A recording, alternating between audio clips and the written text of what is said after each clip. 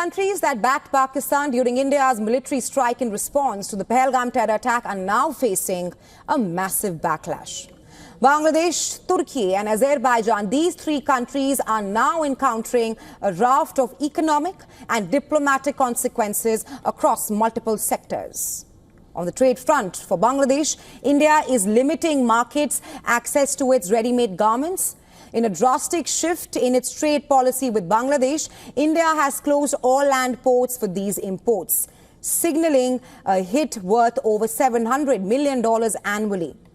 The Directorate General of Foreign Trade issued a notification restricting Bangladesh's ready-made garment imports to just Kolkata and Mumbai ports.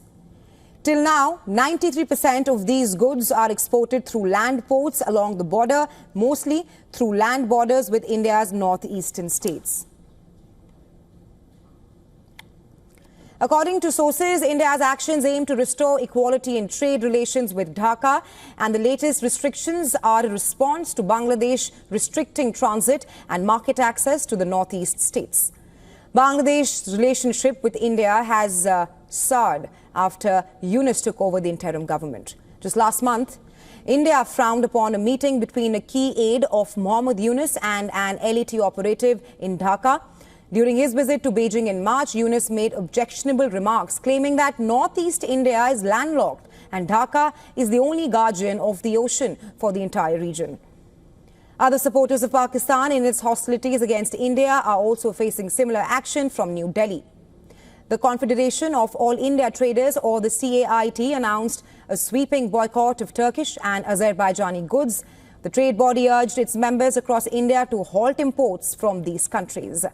The impact goes beyond trade. Tourist arrivals from India to both Turkiye and Azerbaijan have also dipped sharply, with travellers cancelling trips in protest. According to reports, Indian visitors totaling over 3 lakh in Turkey and over 2 lakh in Azerbaijan earned a combined $400 million for the two countries. Meanwhile, India's Vice President Jagdeep Dhankar called on Indians to reconsider economic engagement with countries perceived to be aiding adversaries like Pakistan without directly naming any nation. We no longer can afford, by travel or import, economy of those countries get improved because of our participation.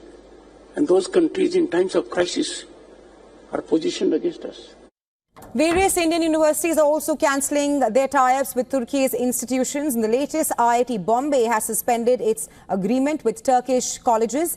Similar agreements are already cancelled by the Jawaharlal Nehru University, Jamia Millia Islamia and the Tata Institute of Social Sciences.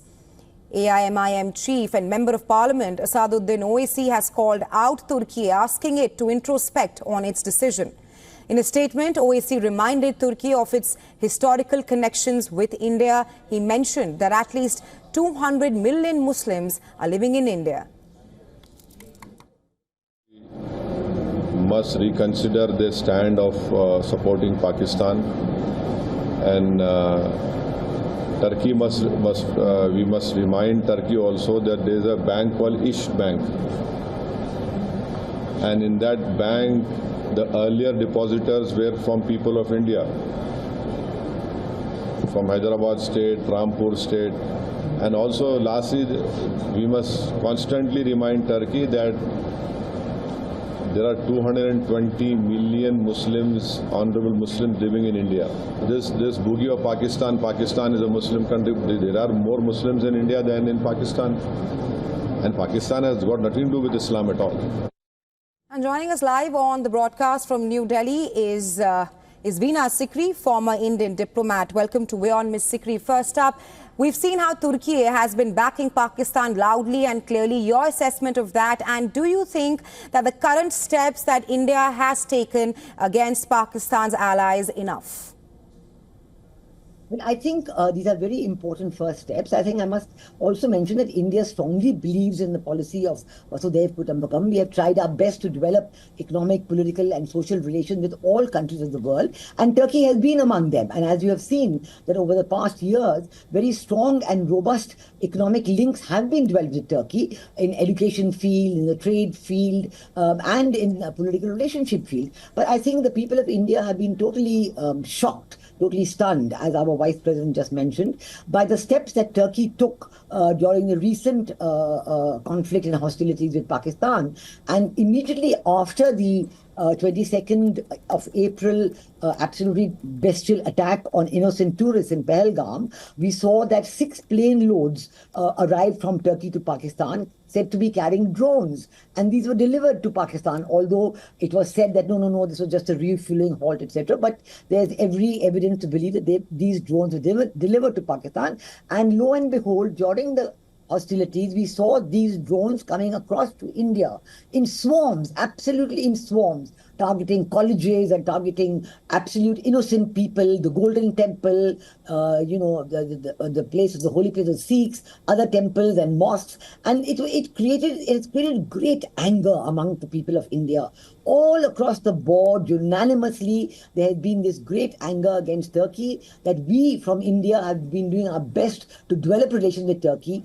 Hundreds and thousands of tourists go from India to Turkey every year, and they've been fueling the economy there. We import, let's say, just 1 lakh tons of apples from Turkey every year, and also dried fruit and all kinds of other materials. So in exchange for all this, all we have got is that Turkey has been supplying drones to Pakistan, and they have been sending these drones against Indian targets, against Indian civilian targets, which has created a massive anger. We just saw on your program not only Vice President Dhankar, but also political leader Sauddin Owaisi speaking about it, expressing complete anger at Turkey at adopting this kind of a posture. So I think the answer has been a unanimous outburst. Right. The Traders Association has declared themselves that they're not going to import either apples or any other products. The tour operators are cancelling tours to Turkey and not taking any fresh bookings. People, individuals are cancelling their visits. So this has created a huge furor among the people of India. Right, Ms. Sikri, from security, aviation to education and trade, Indians have perhaps taken a strong stance against Turkey. But Ms. Sikri, I also want to talk to you about how the Pakistan government has assured to rebuild the mosques at Muridke terror base, which was destroyed in the Indian strikes. It is perhaps the same terror base where 2611 terrorist Ajmal Kasab and David Headley once trained.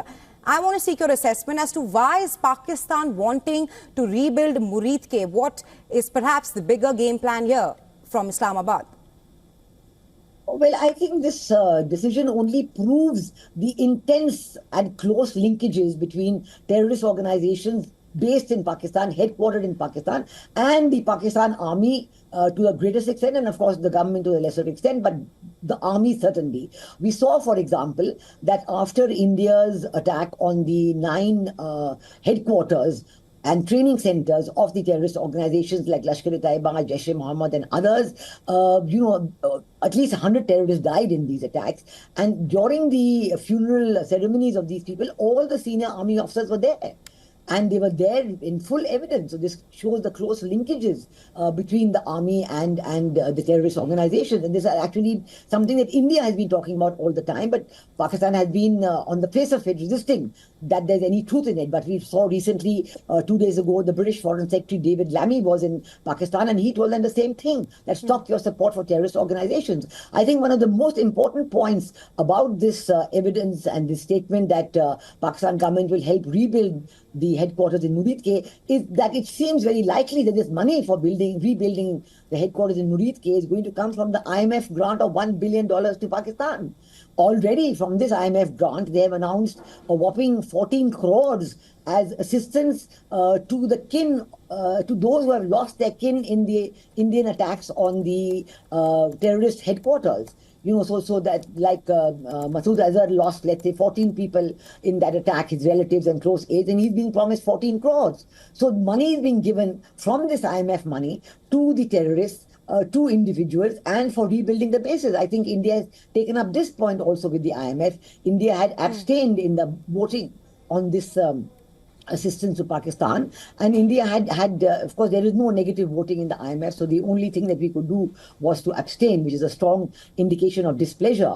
And now we are continuing the dialogue with IMF and explaining to them.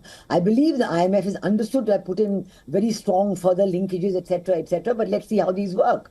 So we are very skeptical about it now, when right in the middle of the hostilities, IMF announces this loan for Pakistan. And certainly we are going to keep up with our pressure on these organizations and on the world communities. We have announced delegations led by members of parliament, very senior members of parliament from all political parties, who have gladly joined in communicating with the rest of the world, important capitals all across the world, about India's views on terrorism. Getting support for India's views on terrorism is very important, because we've seen the large number of innocent people who died in this attack, and the attempts to kill more innocent civilians in this.